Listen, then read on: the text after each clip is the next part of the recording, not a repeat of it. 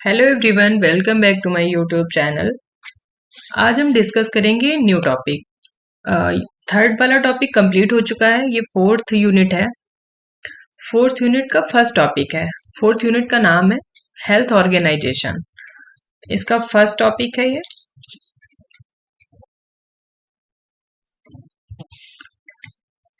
स्वास्थ्य संगठन यानी कि हेल्थ ऑर्गेनाइजेशन। भारत एक विशाल बहुलोकतांत्रिक देश है। भारत की जनसंख्या करीब 1 अरब से ज्यादा है। इसमें 35 राज्य हैं जो केंद्र शासित व राज्य शासित हैं। इसके कार्यक्षेत्र विभाग हैं जो निम्न हैं। भारत एक बहुत बड़ा, एक विशाल बहुलोकतांत्रिक देश है जिसकी जनसंख्या लगभग 1 अरब है। 1 अरब से भी ज्यादा है। इसमें 35 राज्य हैं। वैसे तो 28 राज्य और 9 केंद्र शासित प्रदेश हैं, सॉरी 8 केंद्र शासित प्रदेश हैं, लेकिन यहाँ पर जो है, जो हेल्थ ऑर्गेनाइजेशन में पार्टिसिपेट करते हैं वो टोटल 35 हुए मिलाकर के दोनों। इसके जो कार्य क्षेत्र हैं वो हैं संघ शासित, राज्य शासित और समवर्ती। संघ शासित जहां पर भारत सरकार का शासन चलता है उन्हें हम संघ शासित कहते हैं। राज्य शासित जहां पर राज्य का शासन चलता है, और समवर्ती ये ऐसे होते हैं जहां पर केंद्र सरकार और राज्य सरकार दोनों का शासन चलता है। ठीक है। स्वास्थ्य संगठन के आधार पर इसे 3 भागों में विकसित किया गया है, विभक्त किया गया है। पहला है केंद्रीय स्तर का स्वास्थ्य संगठन, दूसरा है राज्य स्तर का स्वास्थ्य संगठन, और लास्ट है स्थानीय या जिला स्तर का स्वास्थ्य संगठन।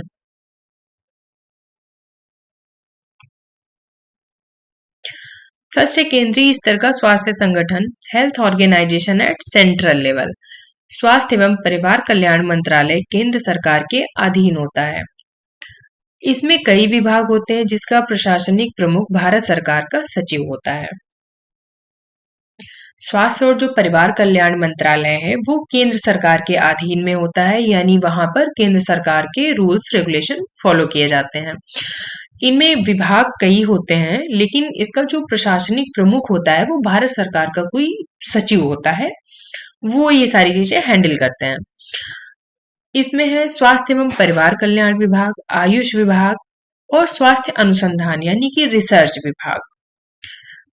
केंद्र स्तर का जो स्वास्थ्य संगठन होता है उसमें बेसिकली 3 लोग पार्टिसिपेट करते हैं, यानी 3 विभाग आते हैं। स्वास्थ्य एवं परिवार कल्याण विभाग आता है, दूसरा आयुष विभाग आता है और तीसरा रिसर्च विभाग आता है।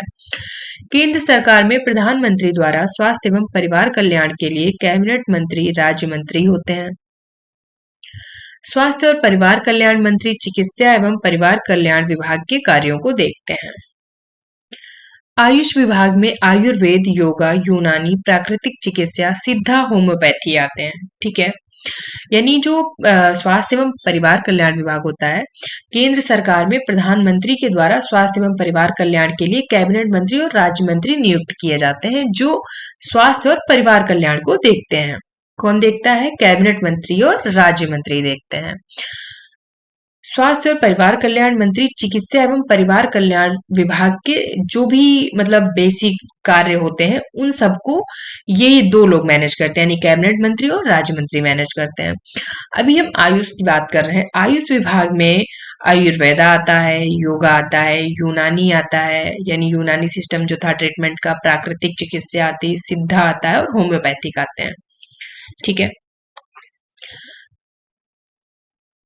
आयुष, आयुर्वेदा, योगा एंड नेचुरोपैथी, यूनानी, सिद्धा एंड होम्योपैथी। और स्वास्थ्य अनुसंधान विभाग स्वास्थ्य संबंधी अनुसंधान, रिसर्च से संबंधित है। जो हमारा स्वास्थ्य अनुसंधान विभाग स्वास्थ्य संबंधी अनुसंधान यानी कि रिसर्च सेंटर से जो संबंधित है। केंद्र में स्वास्थ्य महानिदेशालय होता है। जो केंद्र है हमारा, वहां पर एक स्वास्थ्य महानिदेशालय होता है जो स्वास्थ्य विभाग का एक महत्वपूर्ण ऑफिस है, जिनके कार्य अधीनस्थ ऑफिस पूरे देश में हैं। यानी एक ये स्वास्थ्य महानिदेशालय जो है, इनके अधीनस्थ बहुत सारे ऐसे ऑफिस हैं जो कि पूरे देश में हैं। यह महानिदेशालय चिकित्सा एवं स्वास्थ्य संबंधी मामलों को देखता है। इनमें केंद्रीय सरकार केंद्रीय स्वास्थ्य परिषद यानी सेंट्रल काउंसिल ऑफ हेल्थ होती है। ये जो महानिदेशालय होता है वहां पर सेंट्रल काउंसिल ऑफ हेल्थ होती है। यह केंद्र एवं राज्य के बीच परस्पर समन्वय बनाती है, यानी जो भी केंद्र और राज्य के बीच के जो मैटर है उनको ये सॉल्व करती है। इनमें चेयरमैन होते हैं, केंद्रीय स्वास्थ्य मंत्री होते हैं तथा राज्य के स्वास्थ्य मंत्री इसके सदस्य होते हैं। स्वास्थ्य महानिदेशालय में कौन कौन होता है? चेयरमैन होते हैं, केंद्रीय स्वास्थ्य मंत्री होते हैं और राज्य के स्वास्थ्य मंत्री इनके सदस्य होते हैं। नर्सिंग सर्विस स्वास्थ्य एवं परिवार कल्याण मंत्रालय की स्वास्थ्य सेवाएं महानिदेशालय के अधीन आते हैं। इसमें भारतीय नर्सिंग परिषद, इंडियन नर्सिंग काउंसिल सभी नर्सिंग सेवाओं के नियमों को बनाती हैं। जो इंडियन नर्सिंग काउंसिल है वो नर्सिंग सेवाओं के जितने भी रूल्स हैं उनको बनाती हैं और नर्सिंग विषयों में नर्सिंग प्रोग्राम व नियंत्रक के रूप में कार्य भी करती हैं। ठीक है, अब हम सेकेंड पॉइंट की बात कर रहे हैं। ये था हमारा केंद्र स्तर का स्वास्थ्य संगठन। अब हम सेकेंड पॉइंट पे आएंगे, राज्य स्तर के स्वास्थ्य संगठन के बारे में बात करेंगे। Health organisation at state level. राज्य स्तर पर राज्य का स्वास्थ्य मंत्रालय होता है। यह स्वास्थ्य प्रोग्राम व योजनाएं बनाती हैं। मतलब राज्य स्तर पर एक राज्य स्वास्थ्य मंत्रालय अलग होता है। ये स्वास्थ्य प्रोग्राम व स्वास्थ्य योजनाएं बनाते हैं। इनका प्रमुख राज्य का स्वास्थ्य मंत्री होता है। जो राज्य मंत्रालय होता है, राज्य स्वास्थ्य मंत्रालय होता है, इनका जो मेन हेड होता है वो कौन होता है? राज्य का स्वास्थ्य मंत्री, जिसको राज्य का मुख्यमंत्री मनोनीत करता है। यानी स्टेट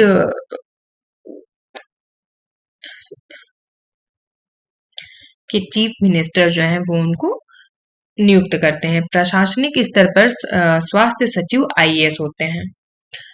राज्य स्वास्थ्य निदेशालय राज्य में सभी स्वास्थ्य सेवाओं, परिवार कल्याण, स्वास्थ्य नीतियों एवं स्वास्थ्य प्रोग्राम को चलाने व उनका मूल्यांकन के कार्य करता है। राज्य में स्वास्थ्य निदेशालय का एक निदेशक भी होता है और उसके अधीनस्थ अतिरिक्त निदेशक, संयुक्त निदेशक व उप निदेशक होते हैं। यानी जो राज्य स्वास्थ्य निदेशालय होता है उनमें जितनी भी सेवाएं होती हैं, जैसे परिवार कल्याण या स्वास्थ्य नीतियां, यानी कोई भी प्रोग्राम की प्लानिंग, उस प्रोग्राम को चलाने के लिए क्या क्या कार्य करने हैं या उनका इवेल्युएशन कैसे करना है, ये सारे कार्य कौन करता है? राज्य स्वास्थ्य निदेशालय। और उनके अधीनस्थ में अतिरिक्त निदेशक, संयुक्त निदेशक और उप निदेशक भी नियुक्त किए जाते हैं। नर्सिंग सेवाओं के लिए अलग से संगठन नहीं होता है। यहाँ पर नर्सिंग सेवाओं के लिए कोई अलग से संगठन नहीं बनाया गया है। राज्य स्वास्थ्य निदेशालय द्वारा ही नर्सिंग सेवाओं व नर्सिंग शिक्षा के लिए संयुक्त निदेशक, उप निदेशक होते हैं। यानी जो राज्य स्वास्थ्य निदेशालय है उनके द्वारा ही संयुक्त निदेशक, उप निदेशक जो है वो नियुक्त किए गए हैं। राज्य नर्सिंग परिषद, स्टेट नर्सिंग काउंसिल नर्सेस के आरएन यानी कि registered nurse, RM registered midwife का रजिस्ट्रेशन करती हैं, जो कि टाइम टू टाइम रिन्यू करती रहती हैं।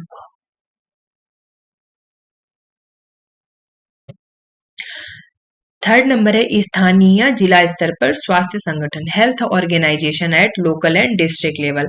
जिला स्तर पर सभी स्वास्थ्य सेवाओं के लिए मुख्य चिकित्सा एवं स्वास्थ्य अधिकारी, सीएम एंड एचओ यानी कि हेल्थ ऑफिसर होता है।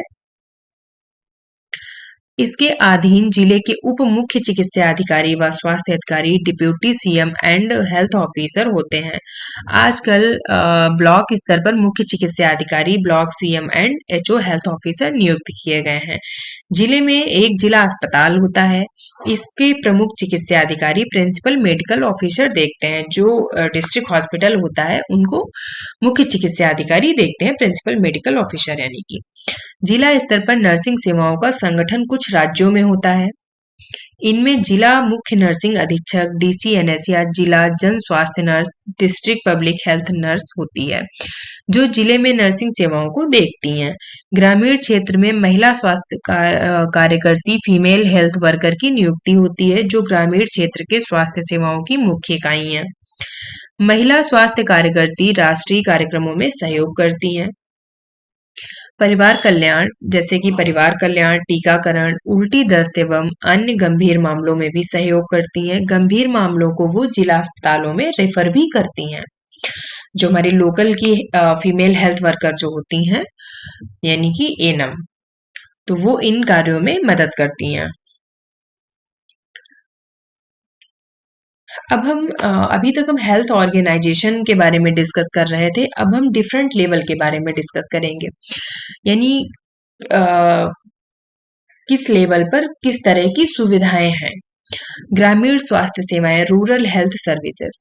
देश में ग्रामीण स्वास्थ्य सेवाएं त्रिस्तरीय सिस्टम पर आधारित है। इसे 1977 में शुरू किया गया था। ग्रामीण स्वास्थ्य योजना में महिला स्वास्थ्य कार्यकर्त्री FSW, फीमेल हेल्थ वर्कर यानी कि स्वास्थ्य सेवाओं की मुख्य इकाई होती हैं। जैसा कि मैंने पहले वाले टॉपिक में भी बताया था, सॉरी, मैंने पहले टॉपिक में बताया था, जो एनम दीदी होती हैं या जो फीमेल हेल्थ वर्कर जो लोकल की होती हैं, वो एक महत्वपूर्ण कड़ी के रूप में उनको माना जाता है। ठीक है। ग्रामीण स्तर पर कार्यकर्ता, रूरल हेल्थ वर्कर में कौन कौन से कार्यकर्ता होते हैं। सबसे फर्स्ट होती है हमारी आशा, नेक्स्ट होती है ग्रामीण स्वास्थ्य गाइड, फिर है नेक्स्ट दाई या TBA यानी ट्रेंड बर्थ अटेंडेंट, या उन्हें दाई भी कहा जाता है। फोर्थ है आंगनवाड़ी कार्यकर्ता, ये रूरल हेल्थ वर्कर हैं। 4 आशा, ग्रामीण स्वास्थ्य गाइड, दाई, आंगनवाड़ी कार्यकर्ता। सभी कार्यकर्ताओं को ग्रामीण क्षेत्रों से ही चुना जाता है, मतलब सारे लोग लोकल के ही होने चाहिए, ये मैंडेटरी होता है इसमें। इन्हें प्रशिक्षित करके कुछ मानदेय भी दिया जाता है। पहले इन्हें इनकी ट्रेनिंग होती है, प्रॉपर इनको ट्रेंड किया जाता है, उसके बाद में इनका कुछ मानदेय इनके कार्य के अनुसार निर्धारित किया गया है, तो वो इन्हें दिया जाता है। त्रिस्तरीय सिस्टम क्या है, 3 टायर सिस्टम क्या है। पहला है उप स्वास्थ्य केंद्र, SC, यानी 5000 की जनसंख्या पर एक उप स्वास्थ्य केंद्र होता है। सेकेंड नंबर है प्राथमिक स्वास्थ्य केंद्र, PSC, 30,000 की जनसंख्या पर एक PSC होता है। सामुदायिक स्वास्थ्य केंद्र, CSC, जो 1,20,000 की पॉपुलेशन पर होता है। तो 1,20,000 की पॉपुलेशन पर CSC होता है और हर 30,000 की पॉपुलेशन पर एक PSC होता है और 5,000 की पॉपुलेशन पर एक SC होता है, यानी उप स्वास्थ्य केंद्र।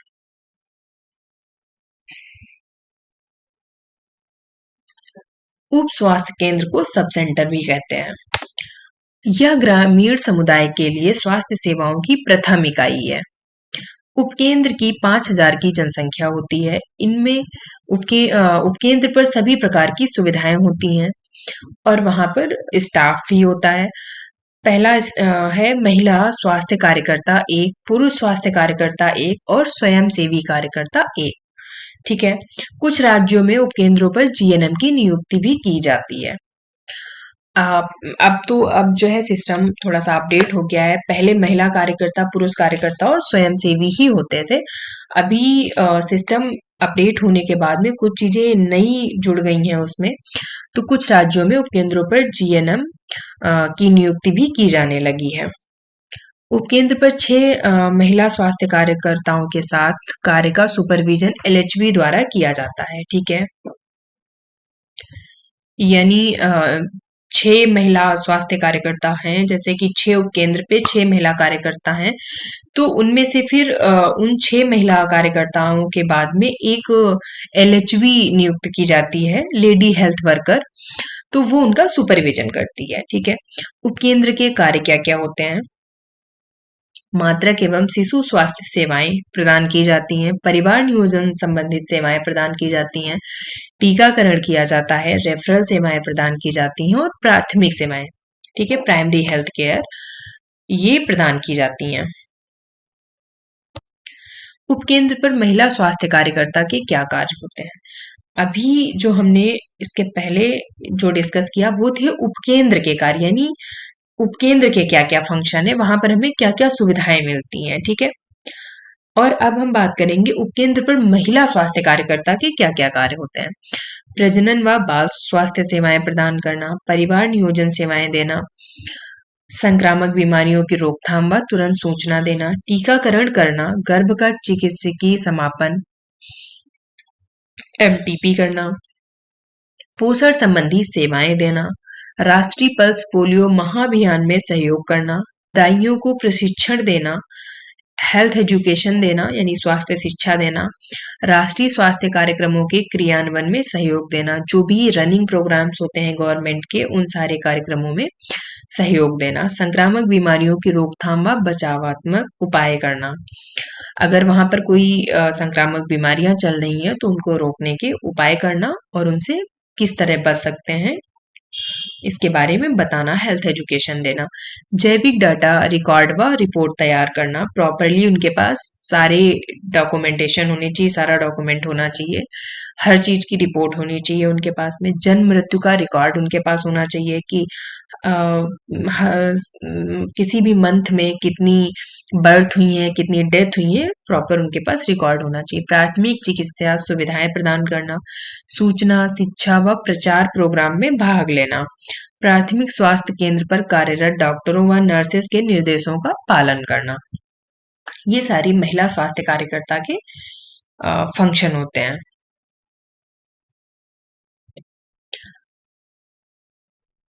अब हम बात करेंगे पीएससी यानी कि प्राइमरी हेल्थ सेंटर के बारे में। प्राथमिक स्वास्थ्य केंद्र ग्रामीण समुदाय में स्थापित होते हैं। 2020 के अनुसार हमारे देश में 30,800 प्राथमिक स्वास्थ्य केंद्र हैं। इसकी जनसंख्या 30,000 होती है। इनमें 4 से 6 बेड होते हैं। प्राथमिक स्वास्थ्य केंद्र पर एक चिकित्सा अधिकारी भी होता है। प्राथमिक स्वास्थ्य केंद्र का स्टाफ चिकित्सा अधिकारी 1, महिला चिकित्सक 1, नर्सिंग ऑफिसर 1, स्वास्थ्य कार्यकर्ता एएनएम 1, फार्मासिस्ट 1, स्वास्थ्य सहायक एलएचवी 1, कनिष्ठ लिपिक 1, वरिष्ठ लिपिक 1, लैब टेक्नोलॉजिस्ट 1, ड्राइवर 1, चतुर्थ श्रेणी कर्मचारी 4 होते हैं। ये बेसिकली पीएससी का स्टाफ है। एससी का स्टाफ अलग होता है, पीएससी का अलग होता है और सीएससी का स्टाफ अलग होता है। प्राथमिक स्वास्थ्य केंद्र के क्या-क्या कार्य होते हैं? चिकित्सा स्वास्थ्य देखभाल करना, परिवार नियोजन संबंधित सेवाएं देना, राष्ट्रीय ग्रामीण स्वास्थ्य मिशन, स्वास्थ्य शिक्षा देना, प्रजनन व बाल स्वास्थ्य सेवाएं देना, संक्रामक बीमारियों की रोकथाम करना, राष्ट्रीय स्वास्थ्य प्रोग्राम में सहयोग करना और उनको चलाना और रेफरल सेवाएं देना। प्राथमिक स्वास्थ्य केंद्र पर कार्यरत महिला स्वास्थ्य सहायक एलएचवी के क्या-क्या कार्य होते हैं? Function of FHA LHV working at PSC.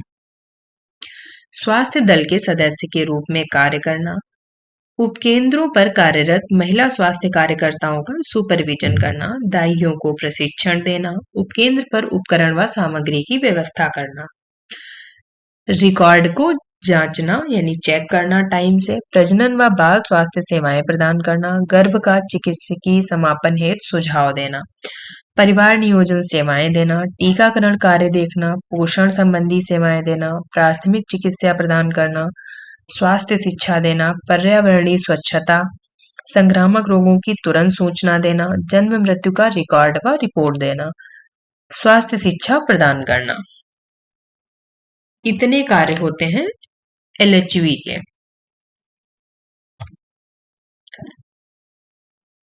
अभी बात करेंगे हम सामुदायिक स्वास्थ्य केंद्र कम्युनिटी हेल्थ सेंटर की।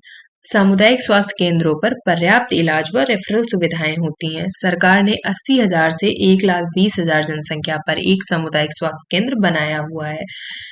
वर्ष 2020 के अनुसार हमारे यहाँ 5,330 सामुदायिक स्वास्थ्य केंद्र सीएससी हैं। सामुदायिक स्वास्थ्य केंद्र का स्टाफ चिकित्सा अधिकारी सर्जन 1, फिजिशियन 1, स्त्री एवं प्रसूति रोग विशेषज्ञ 1, शिशु रोग विशेषज्ञ 1, प्रस्ताविक चिकित्सा स्टाफ में कौन कौन आते हैं? निश्चेतना विशेषज्ञ 1, नेत्र शल्य चिकित्सक 1, जन स्वास्थ्य प्रबंधक 1, नर्सिंग ऑफिसर, नर्सेस मिडवाइफ 7+2 यानी 7 से 9 के बीच में, pharmacist 1, ड्रेशर 1, lab technician 1, radiographer 1, ward boy 3, sweeper 1, धोबी 1, चौकीदार 1 और सफाई कर्मी 1। ये इतना स्टाफ होता है एक सामुदायिक स्वास्थ्य केंद्र पर। सामुदायिक स्वास्थ्य केंद्र के क्या-क्या कार्य होते हैं? शिशु रोग, स्त्री रोग, सर्जरी, मेडिसिन सेवाएं प्रदान करना। यानी बच्चों में होने वाले रोग को मैनेज करना, स्त्री रोगों को मैनेज करना, सर्जरीज करना, मेडिसिन और सेवाएं प्रदान करना, उपचारात्मक चिकित्सा सेवाएं देना, प्राथमिक स्वास्थ्य केंद्रों के कार्य की देखभाल व निरीक्षण करना है, क्योंकि जितने भी पीएससी होते हैं उस ब्लॉक के जितने भी पीएससी होंगे वो सब सीएससी के अंडर में आते हैं, तो इसलिए सीएससी का एक ये भी महत्वपूर्ण कार्य होता है कि वो प्राथमिक स्वास्थ्य केंद्र की देखभाल करे और समय से उनका निरीक्षण करे। राष्ट्रीय स्वास्थ्य प्रोग्रामों में सक्रिय सहभागिता देना, जितने भी रनिंग प्रोग्राम्स होते हैं उनमें भाग लेना, पार्टिसिपेट करना, एक्टिवली पार्टिसिपेट करना, प्रजनन व शिशु स्वास्थ्य सेवाएं देना, रोगियों को जिला अस्पताल में रेफर करना, अगर पेशेंट को नीड है रेफर करने की तो पेशेंट को रेफर भी करना होता है, प्रथम रेफरल सेवाएं, एफआरयू सर्विसेज देना, प्राथमिक स्वास्थ्य सेवाएं देना। ग्रामीण स्वास्थ्य सेवाओं को प्रभावशाली योजना ने मजबूती प्रदान की है। आजकल इसका क्रियान्वयन राष्ट्रीय ग्रामीण मिशन एनआरएचएम के तहत किया जा रहा है। ठीक है, अब हम बात करेंगे जिला अस्पतालों की। जिला अस्पतालों का संगठन, ऑर्गेनाइजेशन ऑफ डिस्ट्रिक्ट हॉस्पिटल।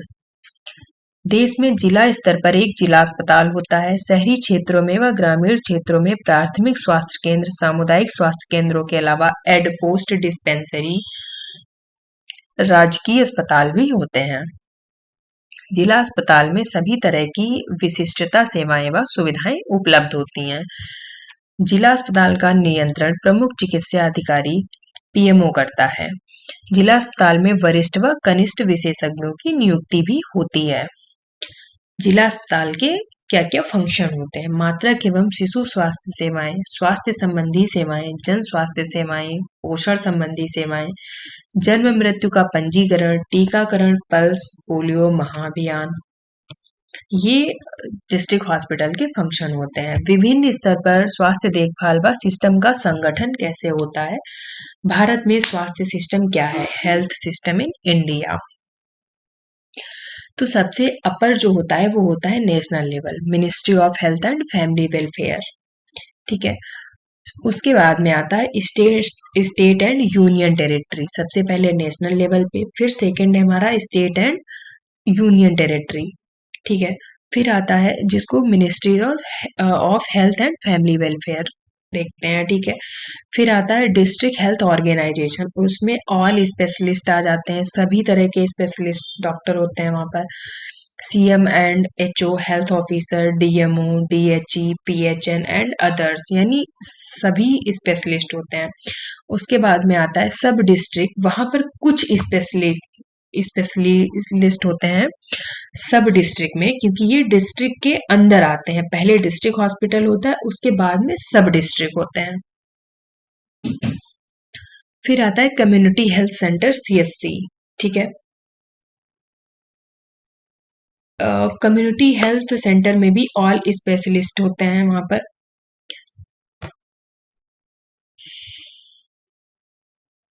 उसके बाद में आता है PSC, primary health centre at block level पर, MO, BE, FSW, male and female health worker and others, ये लोग होते हैं। उसके बाद में आता है सब सेंटर, एससी, वहां पर health worker male, health worker female होते हैं। सबसे लास्ट में आता है विलेज हेल्थ गाइड। ठीक है, उसमें आशा, दाई, टीबी और आंगनवाड़ी। तो हेल्थ सिस्टम इन इंडिया, आप इसको इस तरह भी लर्न कर सकते हैं कि सबसे पहले विलेज, यानी विलेज हेल्थ गाइड होते हैं, आशा, एनएम और आंगनवाड़ी। उसके बाद में सब सेंटर, सब सेंटर के बाद primary health centre, primary health centre के बाद सीएससी यानी कम्युनिटी हेल्थ सेंटर, फिर सब डिस्ट्रिक्ट, सब डिस्ट्रिक्ट के बाद डिस्ट्रिक्ट हेल्थ ऑर्गेनाइजेशन, उसके बाद state and union territory and सबसे अपर नेशनल लेवल। ठीक है, सार्वजनिक क्षेत्र में क्या क्या सेवाएं हेल्थ ऑर्गेनाइजेशन देता है? शहरी स्वास्थ्य सेवाएं, शहरी अस्पताल व डिस्पेंसरीज, शहरी परिवार कल्याण केंद्र होते हैं, जिला चिकित्सालय, शहरी हेल्थ पोस्ट, विशिष्ट अस्पताल, शिक्षण अस्पताल, सुपर विशेषज्ञता अस्पताल। सार्वजनिक क्षेत्र में इतनी सेवाएं भी होती हैं। नेक्स्ट है केंद्रीय स्वास्थ्य सेवाएं बीमा स्कीम। हेल्थ ऑर्गेनाइजेशन जो है वो कुछ बीमा स्कीम भी देता है। तो स्वास्थ्य बीमा स्कीम, कर्मचारी राज्य बीमा स्कीम, केंद्र सरकार स्वास्थ्य स्कीम, राष्ट्रीय स्वास्थ्य बीमा स्कीम, अन्य सरकारी स्वास्थ्य सेवाओं में क्या-क्या आता है? रक्षक चिकित्सा सेवाएँ, डिफेंस मेडिकल सर्विसेज या रेलवे मेडिकल सर्विसेज। यानी इन विभागों में भी हेल्थ ऑर्गेनाइजेशन जो है वो बीमा स्कीम देता है। इसके बाद में स्वायत्तशासी संस्थान यानी ऑटोनोमस इंस्टीट्यूट। ये मतलब यहाँ पर ये अपना खुद का ये जो ऑटोनोमस इंस्टीट्यूट होते हैं ये अपना खुद का कोर्स लॉन्च करते हैं, फीस भी ये खुद के अकॉर्डिंग डिसाइड करते हैं, खुद के रूल्स ये फॉलो करते हैं। तो उसमें आते हैं अखिल भारतीय आयुर्विज्ञान संस्थान NIMS, जनसंख्या संस्थान कोलकाता में और निम्हांस बैंगलोर में। ये स्वायत्तशासी संस्थान है। ठीक है। इसके बाद में राष्ट्रीय स्वास्थ्य कार्यक्रम यानी जो हेल्थ ऑर्गेनाइजेशन है वो राष्ट्रीय स्वास्थ्य कार्यक्रम को भी रन करता है। तो राष्ट्रीय स्वास्थ्य कार्यक्रम हम पहले ही सारे डिटेल में डिस्कस कर चुके हैं। वो ही सारे राष्ट्रीय स्वास्थ्य कार्यक्रम यहाँ पर भी नाम आप लिस्टिंग कर सकते हो। ठीक है। टॉपिक कंप्लीट हो गया है। ये 4th यूनिट का फर्स्ट टॉपिक है। ठीक है। इसके बाद में मिलते हैं सेकेंड टॉपिक में। So thank you so much.